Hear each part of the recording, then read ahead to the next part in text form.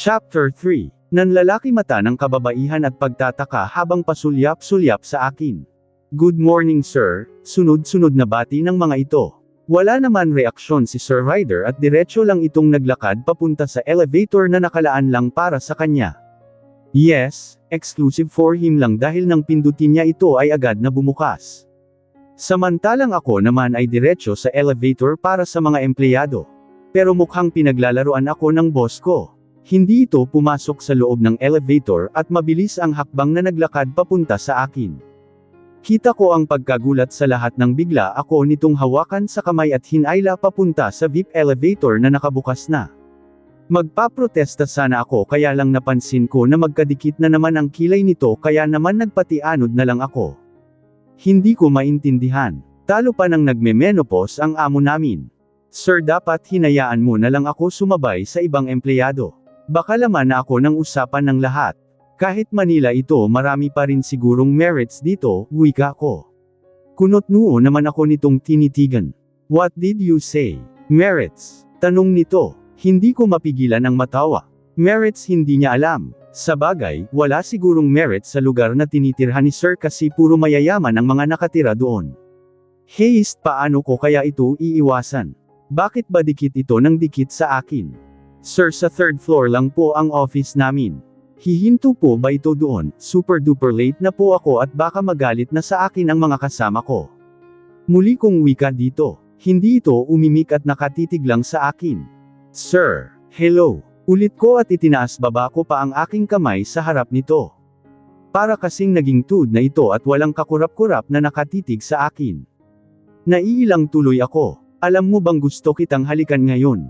Wika nito gamit sa garalgal na boses.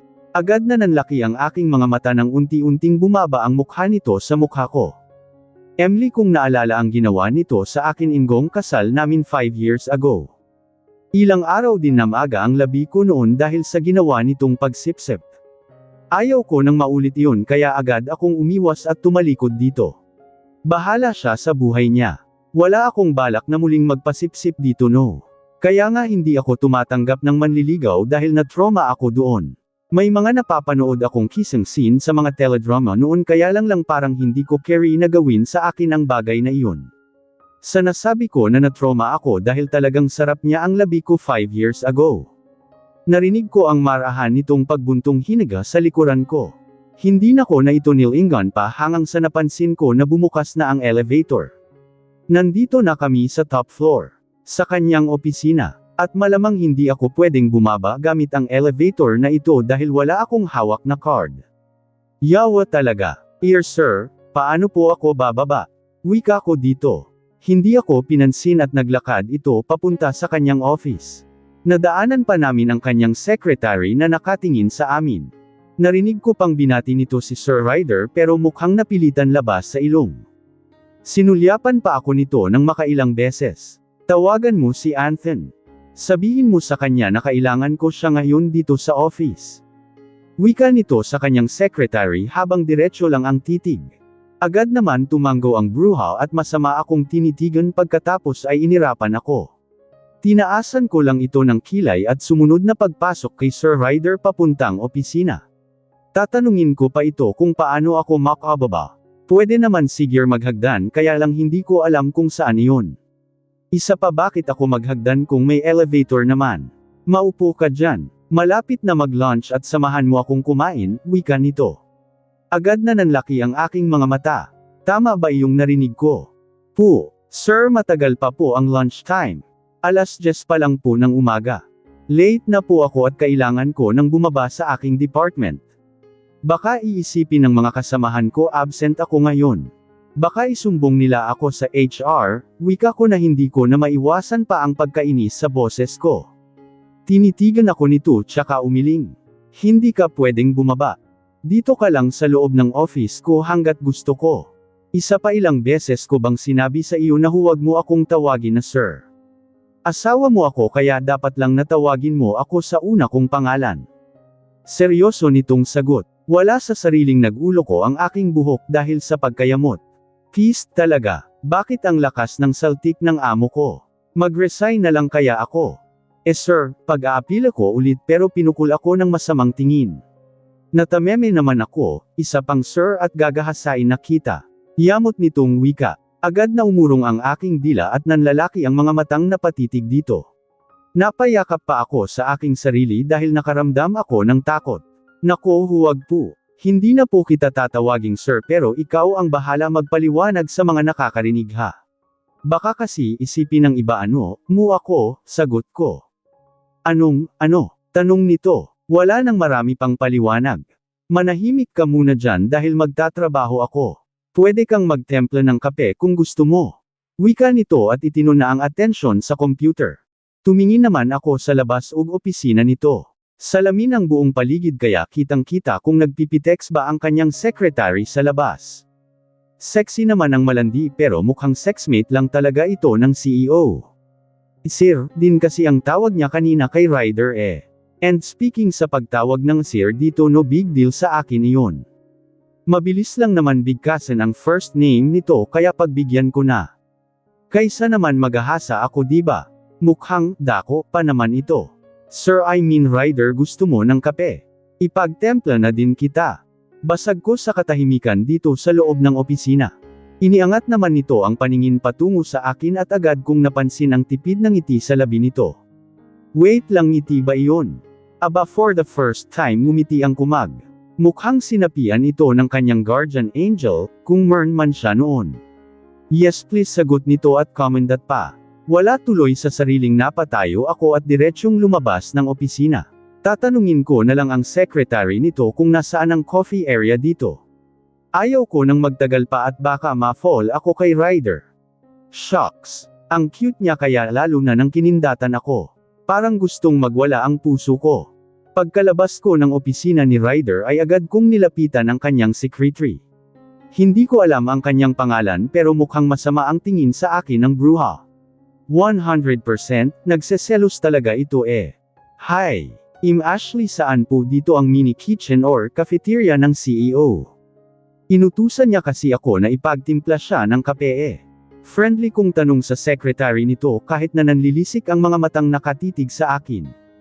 Doon, walang gana nitong sagot sabay turo sa isang nakasaradong pintuan. Hindi na ako nagpatumpik-tampok pa at agad akong naglakad papunta doon.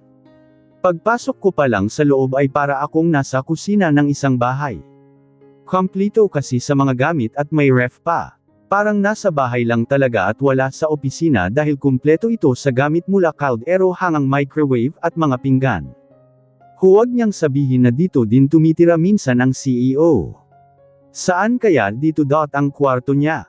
Agad akong lumapit sa coffee machine, hindi naman ako tanga para hindi malaman kung paano i-operate ito pero dahil mas gusto ko na ako mismo ang magtimpla ng kape ko nagpainit na lang ako ng tubig. Pagkatapos ay kumuha ako ng disposable cup, yes disposable lang siya pero pwedeng gawing collection. Sosyalan kasi, parang disposable cup ng isang sikat ng coffee shop. Hinihintay kong mainit ang tubig na nakasalang nang bumukas ang pintuan ng kusina. Yes, kusina na lang kasi parang kusina naman talaga eh. Pwede din siguro magluto dito. Ano ka ni Sir Ryder? New girlfriend ka ba niya? Agad na tanong ng babaeng hitad. Ang secretary ni Ryder hindi ko alam kung ano ang ipinaglalaban. Laging nakabusangot at halatang malaki ang insecurity sa sarili. Hindi ko din alam. Supposed to be nasa accounting department ako ngayon kasi doon ako naka-assign kaya lang ayaw niya yata akong mawala sa paningin niya. Pang-aasar na sagot ko dito. Nakita ko ang galit sa kanyang mga mata. Sureball nagseselos nga talaga ang bruha. Hindi ko alam kung bakit. Siguro dahil mas maganda ako sa kanya. Char, nagiyutan na ba kayo? Diretsahan nitong tanong. Saglit naman akong natulala dahil hindi ko inaasahan na lalabas sa mismong bibig niya ang katagang iyon. Kababaing tao at mukhang edukada pero ang sagwa ng salita na biglang lumalabas sa bibig nito. Excuse me, hindi ako katulad ng iba dyan na bumubuka ka agad-agad. Sagot ko dito, lalong nanlisik ang kanyang mga mata at tinitigan ako mula ulo hanggang paa. Abat naghahanap yata ng away ang babaeng ito. May nangyari na ng maraming beses sa amin. Ako ang girlfriend niya dito sa opisina kaya iwasan mo na siya. Diretsahan nitong sagot, parang gusto ko naman matawa sa sinabi nito. Anong palagay niya sa akin? Kasing landi niya. Patol ng patol sa isang lalaki na obvious naman na katawan niya lang ang habol. Sa bagay, sa hitsura at pananarmit pa lang ng babaeng ito, hindi malabong hindi tigasan si Ryder. Halos kita na kasi ang kaluluwa sa sobrang iksi ng palda at labas ang cleavage. Wala bang dress code ang kumpanya na ito? Kulang na lang sa cabaret papasok ang babaeng ito. Excuse me, no. Wala sa bokabularyo ko na patulan ang amo natin. Iba ka at iba ako. Kung type mo talaga si Ryder, then go. Walang pipigil sa iyo. Pero ang tanong, mahal ka ba niya? Frank akong tanong dito. Natigilan ito. Hindi na nakapagsalita at nakatitig lang sa akin habang naglalagay na ako ng kape, creamer at asukal sa disposable cup. Nagulat na lang ako nang may biglang malamig na bagay na bumuhos sa ulo ko. Paglingon ko ay agad na tumampad sa akin ang nakangising mukha nito habang may hawak na baso na wala ng laman. Ano ba ang problema mo? Galit na sigaw ko dito. Nakita ko ang pagngisi nito at galit akong tinitigan. Gusto ko lang ipaalala sa iyo na wala kang karapatan na akitin ang lalaking naging akin. Binuhusan kita ng tubig para mahimasmasan ka sa iyong pangarap na akitin si Sir Ryder. Alam ko na ang diskarte niyong taga-ibang department. Kunyari magpapapirma kayo ng mga documents para mapansin niya. Hindi ba't ayan ang ginawa mo kahapon? Nakangisi nitong wika. Hindi naman ako nakapagpigil at agad ko itong hinawakan sa buhok. Letche ka, talagang babae ka. Ang lamig ng ibinuhos mong tubig sa akin. Akala mo ba magpapabuli ako sa iyo? Galit kong wika at hinayla ang buhok nito. Gumanti naman ito at agad din nitong hinawakan ang buhok ko. Magaling yata ito sa wrestling dahil pareho kaming natamba at nasa ibabaw ko siya. Agad akong sinampal ng bruha gamit ang kanyang isang kamay. Oh shit! Laura, ano iyan? Bitawan mo si Ashley. Narinig ko pang sigaw ng isang alaki. Agad kong naramdaman ang pag-alis nito sa ibabaw ko. Humihingal akong muling napaupo at tiningnan ko kung sino ang umawat sa amin, si Sir Anthony. Ano bang ginawa mo? Bakit mo sinasaktan si Ashley? Narinig ko pang sigaw ni Anthony dito. Laura pala ang pangalan ng bruha at sa sobrang lakas niya dehado ako sa laban namin. Nauna siya, hinayla niya ako sa buhok kaya gumanti ako. Sagot nito habang nakayuko. Napataas naman ako ng aking kilay.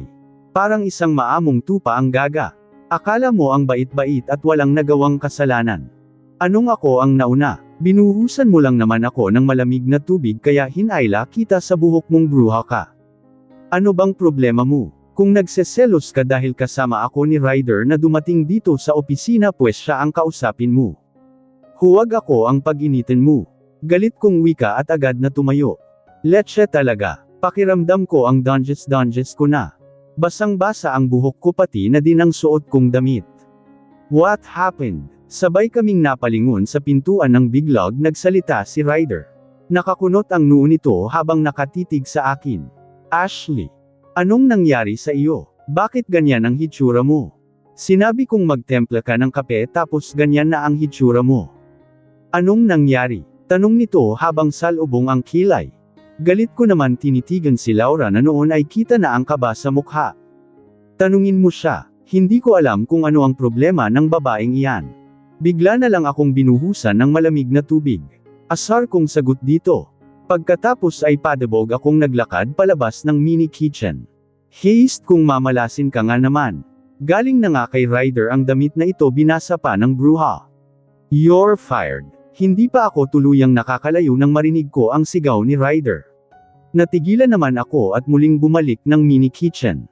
Kitang-kita ko ang umiiyak na si Laura habang nakaluhod sa harap ni Ryder. Sir, sorry po. Akala ko po kasi inaakit niya kayo eh. Mahal na po kita kaya nagseselos ako dahil kasama mo siya kanina nang dumating dito sa opisina, umiiyak na sagot nito. Kung ganoon, wala nang dahilan pa para manatili ka sa kumpanya ko. Hindi ko tino-tolerate ang ganitong klaseng bagay. Isa pa, alam mo kung zero ang rules ko, Laura. Purely libog lang ang nangyari sa atin at wala nang iba. Yamot na sagot ni Ryder. Natutap ko naman ang aking bibig sa matinding gulat. Totoo nga ang sinasabi nila Ate Cecil at Ate Samantha. Parang basahan lang kung magtapon ng babae niya si Ryder. Hihingi po ako ng sorry sa kanya. Maawa po kayo, Sir Ryder. Huwag niyo po akong sesantihin. Umiiyak na wika nito sabay tingin sa gawi ko. Napaatras naman ako at tuluyan ang naglakad pabalik ng opisina ni Ryder. Anthony, ayusin mo ang nga papeles niya. Maghanap ka ng kapalit niya ngayon din. Huli kong narinig bago ko binuksan ang pintuan ng opisina ni Ryder at tuluyang pumasok. Pagod naman akong napaupo sa sofa habang hawak ang aking pisngi. Mahapdi at mukhang may sugat ako. Agad kong hinagilap ang maliit kong salamin sa bag at itinapat ko ito sa aking mukha. Hindi nga ako nagkamali, may kalmo nga ako sa pisngi at may kaunting dugo na lumalabas. Hey, ano bang kamalasan ito? Basang-basa na nga ako pagkatapos may kalmo pa ako galing sa babaeng iyon. Mukhang absent talaga ako nito ngayong araw. Kailangan kong umuwi para magpalit ng damit. Nasa ganoong ayos ako nang nakita ko nang muling pumasok ng loob ng opisina si Ryder. Bakas sa mukha nito ng galit habang naglalakad palapit sa akin. Hindi ba't sinabi ko sa iyo na magtempla ka langgi ng kape? Bakit nakipag-away ka kay Laura? Tingnan mo ang hitsura mo ngayon. Wika nito. Natigilan naman ko tsaka galit din na tumitig dito. Uwan ko sa kanya. Siya itong bigla na lang akong binuhusan ng malamig na tubig. Natural gumanti ako kaya lang sadyang malakas lang talaga siya kumpara sa akin. Kasalanan mo ito. Kung hindi mo ako dinala dito sa opisina mo, hindi sana siya magseselos ng todo. Mahaba kong sagot sa galit na boses. Natigilan ito at tinitigan ako sa mukha. Pagkatapos ay biglang nawala ang galit sa mukha nito at napalitan ng pag-aalala. Masakit ba? Tanong nito habang nakatitig sa galos ko. Naiinis akong umiling, hindi. Masarap. Yamot kong sagot. Umalis ito sa harap ko at naglakad patungong swivel chair niya. Kinuha nito ang kanyang coat at muling bumalik sa gawi ko sabay ibinalabal sa katawan ko ang hawak nitong coat. Hey, nakakadalawang coat na ako sa 2 araw kong pagpasok sa opisina na ito. Ito muna ang gamitin mo habang hindi pa dumadating ang inutusan ko na bumili ng damit mo. Wika nito. Natigilan ako at gulat na napatitig dito. Bibilhan na naman niya ako ng damit. Kung alam ko lang na babuhusan ako ng malamig na tubig ng Laura na iyon dinala ko sana nag-isang pares ng damit na nadoon sa penthouse ni Ryder. Pasensya ka na kay Laura. Pinatanggal ko na siya. Nagpapahanap na ulit ako ng ibang secretary. Wika nito. Napataas naman ang aking kilay. New secretary, new bedmate na naman. Bulong ko na hindi nakaligtas sa kanyang pandinig. Liling-iling itong umupo sa tabi ko. Agad naman akong umusag dahil ayaw kong madikit ang katawan ko dito. Mahirap na. First. Wala akong gagawing masama sa iyo. Gagamutin ko lang iyang sugat mo, wika nito sabay itinaas ang hawak nitong pamunas. Umiling lang ako. Ayos lang ako. Maliit lang naman na galos ito, sagot ko. Natigilan ito at malakas na napabuntong hininga. Pasensya ka na sa nangyari kanina. Hayaan mo, hindi na mauulit yon, wika nito sa malumanay na boses. Hindi ko ito sinagot at sabay kaming napalingon sa pintuan nang may biglang kumatok. Come in, sagot nito. Agad naman bumukas ang pintuan at iniluwa si Ate Samantha. Napansin ko pa ang pagkagulat nito nang dama ko ang tingin sa akin. Lalo na nang mapansin niyang katabi ko si Sir Ryder dito sa sofa. Sir, ito na po ang financial report na hinihingi nyo. Wika nito sabay lapag ng sangkatutak ng papeles sa mesa ni Ryder. Agad naman akong tumayo ng akmang lalabas na ng pintuan si Ate Samantha. Ryder, sasabay na ako kay Ate Sam pababa, paalam ko dito. Agad naman nagsalubong ang kilay nito at hinarap si Ate Samantha.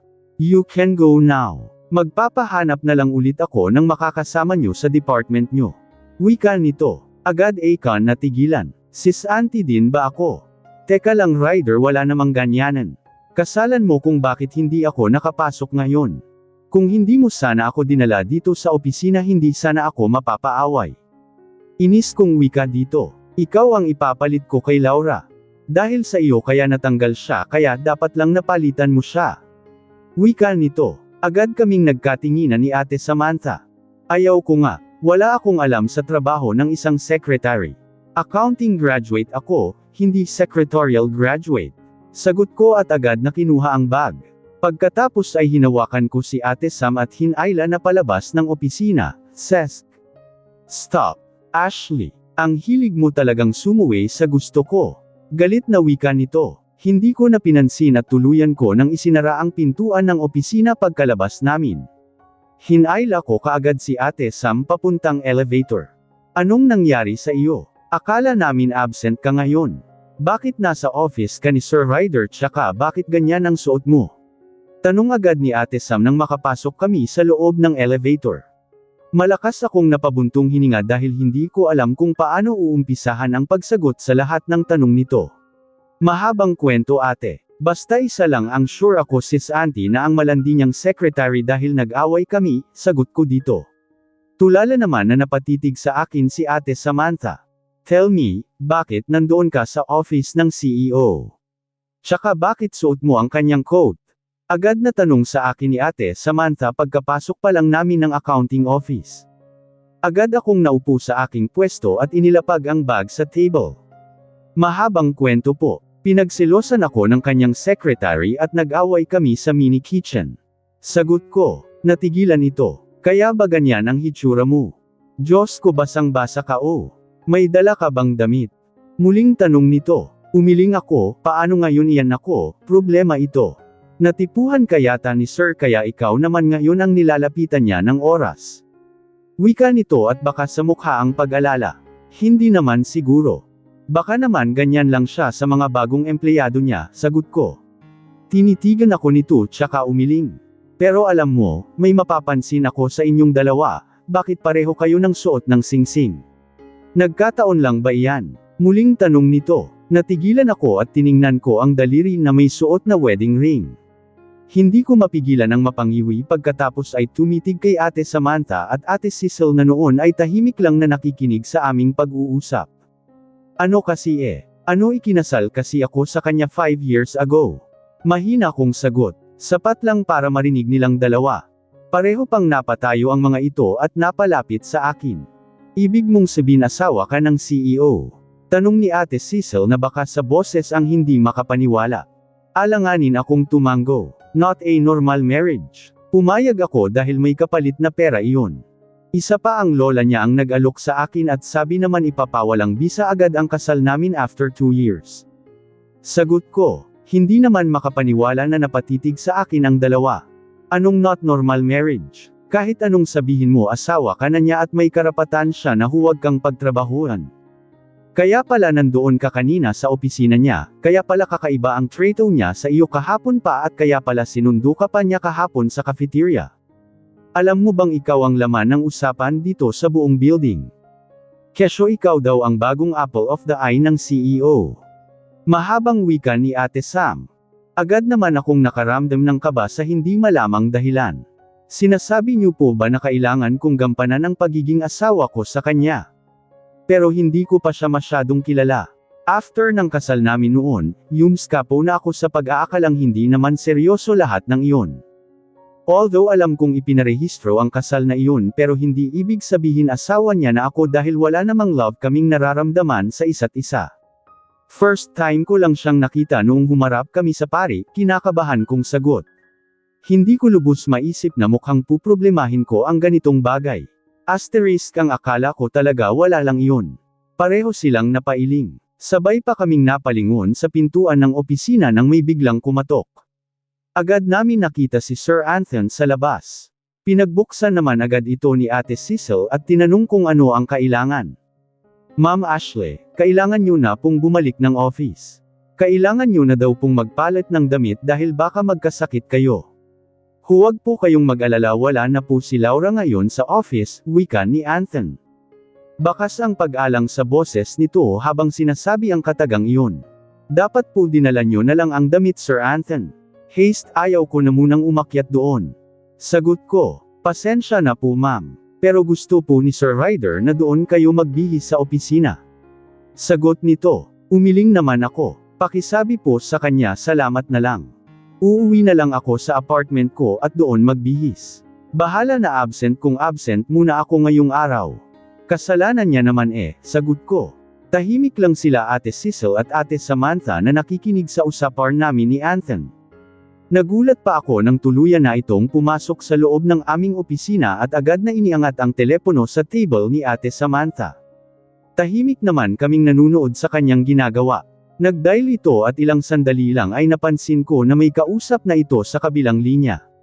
Sir, ayaw po ni ma'am. Opo, uuwi na lang daw siya sa apartment para magbihis, wika nito. Nanlaki ang aking mga mata nang ma-realized ko na si Ryder ang kausap nito. Kinakabahan naman akong napatingin kina Ate Cecil at Ate Samantha na sinisinyasan ako na sumama na daw ako kay Anthony pabalik ng opisina. Tanging iling lang naman ang naging sagot ko sa simple nilang senadoryas. Yes sir, copy sir, narinig kong wika ni Anthony bago tuluyang ibinaba ang tawag. Pagkatapos ay hinarap ako nito. Hintayin nyo na lang po si sir. Bababa daw po siya para sunduin kayo. Wika nito sa akin. Bigla naman akong napatayo dahil sa pagkagulat. Seryoso, baliw na ba si Ryder? Parang tanga lang ang lalaking iyon. Hindi ba siya nakakaintindi na ayaw ko munang bumalik doon? Ha, may saltik ba ang amo mo? Hindi ko mapigil ang tanong. Narinig ko pa ang pagsinghap ng dalawa kong kasama dito sa opisina. Napansin ko naman na pinipigilan na matawa ni Anthony. Hey kainis. Bulong ko. Bigla naman nanahimik ang lahat sa hindi ko malamang dahilan. Wala pang halos 2 minuto nakita ko na ang paparating na si Ryder. Talagang pinuntahan ako dito sa opisina. Mabibilis ang hakbang nito na naglakad papunta dito sa accounting office. Direkong pumasok ang kumag at agad tumingin sa kinaroroonan ko. Sir, pasensya na po. Ayaw na kasi ni ma'am umakyat ng office. Agad na wika ni Anthony. Sumimangot naman ako at itinun ko ang aking atensyon sa computer. Pinindot ko pa ang on button para ipakita dito na busy ako. Pagkatapos ay muli akong naupo. Naramdaman ko na naglakad ito palapit sa akin.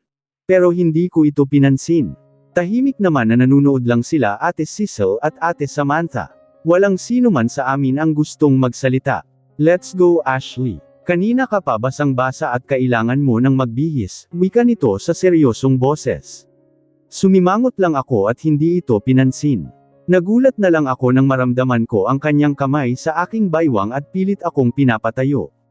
Kakaibang kilati ang naramdaman ko nang sumayad ang malambot nitong kamay sa balat ko.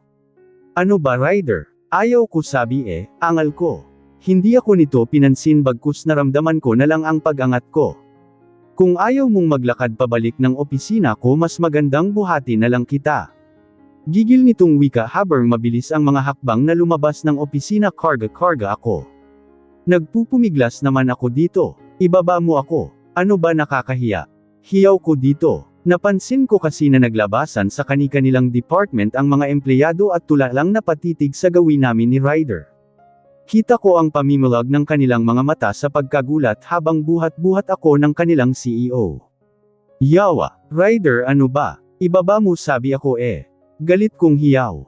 Wala na akong pakialam pa kung ano iisipin ng mga tao dito. Basta bukas na bukas din magre-resign na talaga ako. Babalik na lang ako ng probensya kaysa aman, ganitong pakiramdam ko. Hinaharas ako ng boss ko. Ashley stop it. Galit na bulyo nito sa akin sabay palo ng puwit ko gamit ang kanyang isang kamay. Natigilan naman ako dahil sa ginawa niyang iyon. Never in my entire life na mangyayari sa akin ang ganitong bagay. Kulang ka lang pala sa palo sa puwit para manahimik Thirst. Wika nito. Hindi naman ako nakapagsalita. Pakiramdam ko hiyang-hiya ako sa mga nangyayari. Ang dami kayang nakakakita. Ano na lang ang isipin ng ibang empleyado sa amin.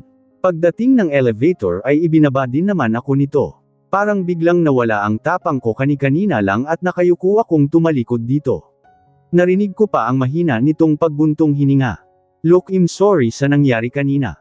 Matagal kong hinintay ang muli nating pagkikita kaya sana naman makisama ka. Mahinahon itong wika sa akin. Hindi ko ito sinagot. Hindi ko din maintindihan kung anong klaseng pakikasama ang gusto nitong mangyari.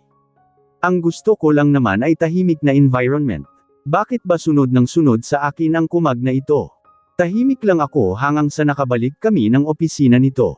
Wala na ang molditang si Laura sa pwesto niya kaya naman para akong nabunutan ng tinak sa lalamunan. Pagkapasok namin sa loob ng opisina, nagulat pa ako ng diretso itong naglakad sa isang nakasarang pintuan. Hindi ito masyadong pansinin dahil natatakpan ito ng ilang files pero nang iurong niya iyon ay agad kong napansin na isa palang secret door iyon. Itinulak niya ito at tumampad sa mga mata ko ang isa pang kwarto. Pwede kang magbihis at magpahinga sa loob. May pupuntahan lang akong meeting at babalik agad ako. Wika nito sa akin. Casual lang naman ang boses nito kaya wala sa sariling napatango ako. Don't worry, hindi ka makakarinig ng masasamang salita mula sa empleyado. Asawa kita kaya dapat lang naigalang kanila katulad ng pag-alang nila sa akin. May darating mamaya na substitute secretary. Pwede mo siyang utusan kapag may kailangan ka. Babalik ako before lunch kaya aasahan kong nandito ka sa kwarto na pagbalik ko, wika nito at agad na lumabas ng opisina. Nasundan ko pa ito ng tingin hangang sa nakasakay ito ng elevator kasunod ng kanyang executive secretary na si Anton. Napabuntong hininga naman ako at agad na pumasok sa loob ng kwarto. Yes, may sariling kwarto si Ryder dito sa loob ng opisina. Kung ganoon tama nga ang inisip ko kanina. Na natutulog ito dito sa opisina dahil kumpleto ang gamit nito dito sa loob. Malaki ang kabuuan ng kwarto. Kompleto sa gamit at halatang alaga sa linis. Binuksan ko ang isang pintuan at nagulat ako dahil may banyo din pala dito sa loob. Sa kabilang pinto naman ay ang walk-in closet. Masasabi mo ngang parang bahay niyaan ang lugar na ito dahil may nakitain akong mini ref sa sulok. Nang buksan ko ay puro tubig at ilang juice lang naman ang laman. Tinitigan ko ang kama. Puting-puti ang bedsheet at mukhang hindi pa nagagamit. Tuwid na tuwid kasi ang pagkakalapat sa kama at parang nakakahiyang gamitin at baka malukot. Iiling-iling akong kinuha ang nakapatong na paper bag sa ibabaw nito. Tiningnan ko ang laman at nagulat ko dahil mga damit ang laman nito. Kaya lang puro dress at ilang pirasong underwear. Namili ako ng isa at pumasok sa loob ng banyo. Kailangan kong maligo bago magpalit ng damit. Pakiramdam ko ang lagkit-lagkit ko na. Kainis talaga ang Laura na iyon. Kung hindi sana ako inaway, wala sana ako sa ganitong sitwasyon. Pagkatapos kong naligo ay agad akong nagbihis. Hindi ko mapigilan ang maamis habang iniliilbot ang aking tingin sa loob ng banyo. Kompleto sa gamit at may bathtub pa. Iba na talaga kapag mayaman. Pwedeng pagsamahin ang opisina at kwarto. Pagkatapos kong ayusin ang aking sarili ay muli akong lumabas ng kwarto. Wala pa din si Ryder at napansin kong may nakaupo na sa dating pwesto ni Laura. Siguro ito ang bagong secretary na tinutukoy ni Ryder kanina. Bahagya pang napataas ang aking kilay dahil napansin ko na medyo mataba ang bagong secretary. Medyo may edad na din at hindi ito ang aking inaasahan. Ang sabi kasi sa akin nila Ate Samantha mahilig daw sa mga bata at sexing secretary si Ryder. Parang nagbago yata ang ihip ng hangin ngayon. Dahil wala akong magawa ay naglakad ako papuntang swivel chair at naupo. Siguro masarap sa pakiramdam ang maging CA0. Wala sa sariling napailing ako. Gustuhin ko man bumalik ng accounting office pero hindi pwede. Alam kong marami na ang nakakakilala sa akin at hindi ko kayang maglakad na may mar-armang mga matang nakasunod sa akin. Hindi ko din alam kung anong kinabukasan ang naghihintay sa akin sa pagiging asawa ko ng kanilang CEO. Mukhang gusto kasi panindigan ni Ryder ang pagiging asawa ko sa kanya. Sa isiping iyon ay hindi ko maiwasan na makaramdam ng kaba. Dahil sa walang magawa hindi ko maiwasan na pindutin ang on button ng computer ni Ryder. Although may password ng bunukas ang monitor pero hindi maiwasan na manlaki ang aking mga mata dahil sa gamit nitong wallpaper nang bigla na lang nag-flash. Shit! Picture ng kasal namin 5 years ago. Mga picture na hindi ko nakita sa tanang buhay ko dahil agad akong umiskapaw pagkatapos ng kasal namin. Wala sa sariling tinitigan ito. Pareho kaming nakangiti ni Ryder at hindi ko maalala kung paano kami nakuhaan ng ganitong klaseng picture. Wala sa sariling napatayo ako at tumingin sa kawalan. Ngayon ko lang na-realize kung gaano kaseryoso ang pinasok ko. Hindi biro ang magpakasal sa isang Ryder James Sebastian at ngayon palang parang gusto ko ng Ma'am Robalma. Agad akong napatayo nang mapansin ko ang parating na si Ryder. Eksakto 12:00 ng tanghali at nakasunod dito ang kanyang executive secretary na maraming bitbit. Agad akong naglakad papuntang sofa at agad na naupo. Saktong pagkaupo ko nang bumukas ang pintuan ng opisina at iniluwa ito. Agad na naglanding sa gawi ko ang kanyang tingin at kunyari ay sinimangutan ko ito. Mabuti naman at sinunod mo ang gusto ko na hintayin mo ako dito sa opisina. Akala ko talaga paiiralan mo na naman ang katigasan ng ulo mo. Wika nito na may ngiti sa labi. Inirapan ko lang ito. By the way, sa restaurant na tao kakain. Alanganin na kung magpapadeliver pa tayo ng food dito. Wika nito habang naglalakad papunta sa kanyang swivel chair. Tiningnan nito ang computer at hindi ko mapigilan na mapakagat ng aking labi nang maalala ko na hindi ko pala na-off ito. Napansin kong muli itong napatingin sa akin sabay iling. Pagkatapos ay nilapitan ako nito at inilahad ang palad. So let's go. Alam kong gutom ka na. Kung ano-ano na pala ang kinakalikot mo dito sa opisina habang wala ako. Wika nito na may halong panunudyo ang boses. Sinimangutan ko ito. Narinig ko pa ang pagpolitok nito at seryoso akong tinitigan. Tigilan mo ang kakasimangot mo Ashley dahil lalo kang gumaganda sa paningin ko kapag ginagawa mo ang bagay na iyan. Kapag hindi ako makapagpigil baka silan ko iyang labi mo, wika nito na may halong pananakot sa boses. Agad na namilog ang aking mga mata na napatitig dito. Tumawa naman ito at agad na hinawakan ang aking kamay at pilit na pinapatayo. Let's go. Gutom na ako. Wika nito sabay hila sa akin. Wala na akong nagawa kundi ang magpatianod na lang. Wala nang panahon para mag-inarte. Gutom na din ako. Tahimik lang kaming naglalakad habang hawak niya ang kamay ko. Naiilang man sa sitwasyon ko ngayon lalo na at nakatingin na naman sa amin lahat ng nadadaanan namin pero wala na akong magawa pa. Mahigpit ang pagkakahawak ni Ryder sa kamay ko at alam kong wala itong balak na bitawan ako. Saan mo gustong kumain? Tanong nito. Hindi ko ito sinagot. Sa totoo lang din kasi wala akong alam sa mga kainan dito sa Maynila. Ni hindi pa nga ako nakakaikot sa lugar na ito. Kung hindi nga lang ako natanggap sa kumpanya nito baka hindi ako pinayagan nila nanay at tatay na lumuwas ng Maynila paglabas namin ng building ay naghahantay na sa amin ang sasakyan. May driver si Ryder kaya tabi ulit kami sa likuran. Hinayla ko pa ang kamay ko nang makasakay na kami pero tinitigan lang ako nito at itinpat sa dibdib niya ang kamay ko habang hawak niya. Agad naman akong nakaramdam ng pagkaasiwa. Tell me anong ginawa mo sa loob ng 5 taon. Wala ka talagang balak na magpakita sa akin ano. Putol nito sa katahimikan sa pagitan naming dalawa. Wala naman kasing dahilan para magpakita ulit ako. Isa pa mukhang nag-enjoy ka naman sa iba't ibang babae na dumadaan sa buhay mo, frank akong sagot. Natigilan ito. Hindi na muli itong nagsalita hanggang sa makarating na kami ng restaurant. Mabilis lang naman lumipas ang oras. Pagkatapos namin kumain ay balik kami ng opisina. Naabutan namin ang kanyang bagong secretary at agad kami nitong binati nang mapansin ang pagdating namin. Si Mrs. Garcia, siya ang bago kong secretary. Matagal na siya dito sa kumpanya at dati siyang naging secretary ni Lola.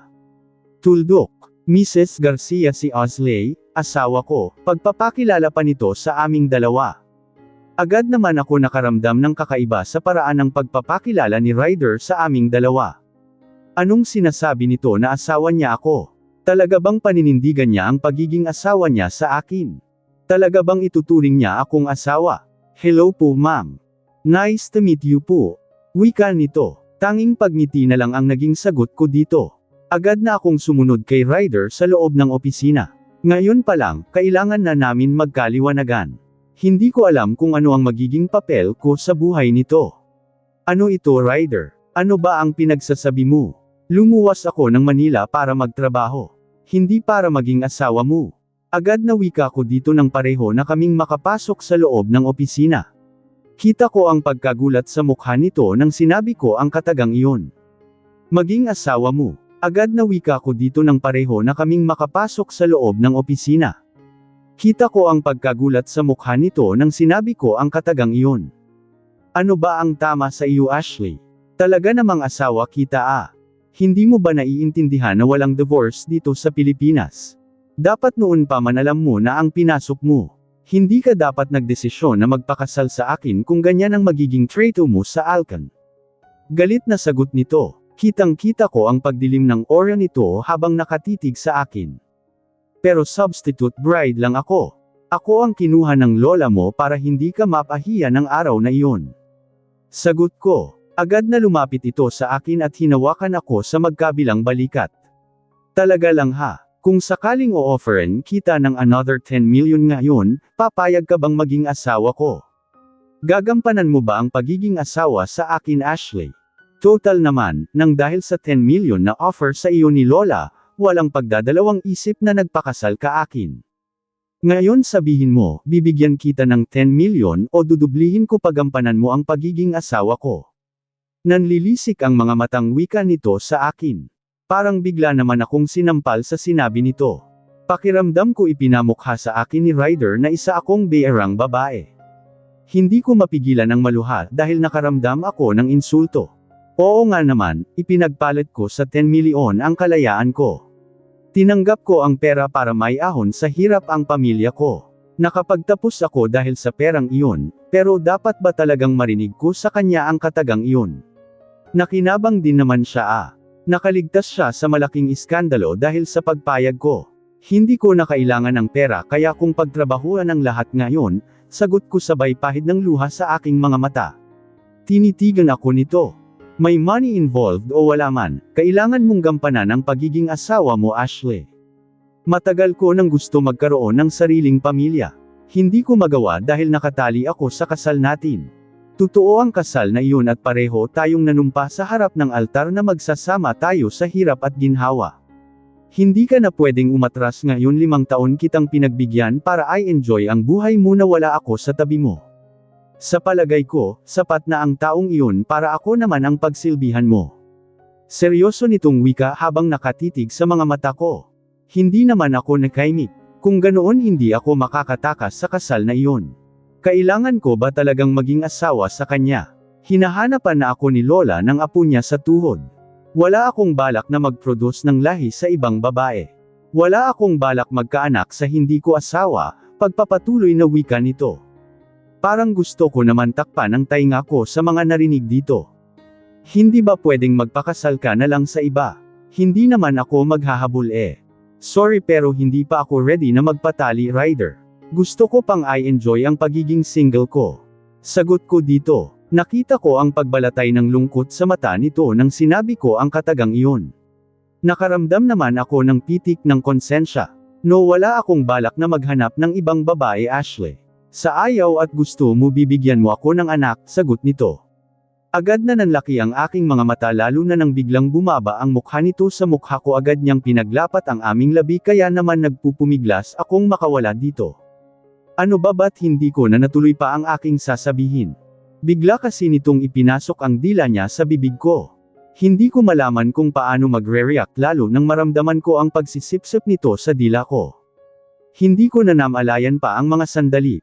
Nakita ko na lang ang aking sarili na nag-e-enjoy sa halik na iginagawad sa akin ni Ryder.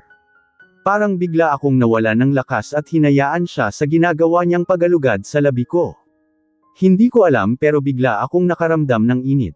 Malakas ang buga ng aircon pero pakiramdam ko bigla akong pinagpawisan. Pakiramdam ko nakaka-addict ang ginagawang paghalik nito sa akin at hindi ko maiwasan na gayahin ang galaw ng labi nito sa labi ko. Hindi ko na namalayan kung ilang minuto nang magkalapat ang aming labi pero naramdaman ko na lang ang pagsakop ng kamay nito sa kabila kong bundok. Mahina pa akong napaungol nang maramdaman ko ang pagpisil nito sa bahaging iyon. Habol ang hininga nang maghiwalay ang aming labi. May ngiti sa mga mata ni Ryder nang titigan ako nito. Ang pinakamasarap na labi na natikman ko sa tanang buhay ko. Wika nito. Pakiramdam ko biglang nag-init ang aking mukha lalo na nang dama ko ang tingin nito sa aking dibdib. Bahagyang nakababa ang neckline ng aking suto na dress kaya agad ko itong inayos. Napansin ko ang makahulugang ngiti sa labi nito tsaka ito lumayo sa akin. Hintayin mong natapos ang trabaho ko dito sa office. Uuwi tayo sa bahay dahil naghihintay si Lola sa atin, wika nito. Hindi naman ako nakaimik. Pakiramdam ko sobrang lakas ng tibok ng puso ko dahil sa mga nangyari sa amin.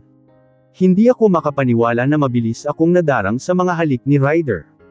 Pasado 3:00 ng hapon nang pareho kaming umalis ni Ryder ng opisina.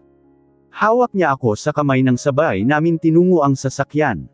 Hindi ko alam pero pagkatapos ng halik na pinagsaluhan namin, pakiramdam ko wala na akong lakas pa para tumutol sa mga gusto nitong gawin. Namalayan ko na lang na huminto na ang sasakyan sa tapat ng bahay nila. Ang lugar kung saan kami ikinasal ni Ryder. Agad ako nitong inalayan and makababa ng kotse, nagiging sunod-sanyeran ako sa lahat ng gusto nitong gawin. Ryder apo, narinig kong sigaw ng isang may edad na babae. Sabay kaming napalingon at muli kong niselayan ang sophisticadang mukha ni Madam Agatha. Ang lola ni Ryder na siyang nag-alok sa akin ng kasal noon. Ang supladang madam na nagbigay sa akin ng 10 million. Mabuti naman at dumating na kayo. Excited na akong makita ulit si Ashley.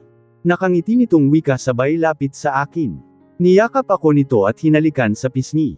Gulat naman ako sa ginawa nito. Hindi ko akalain na makakatikim ako ng mainit na pagtangap mula sa Mat Arena, Madam Agatha.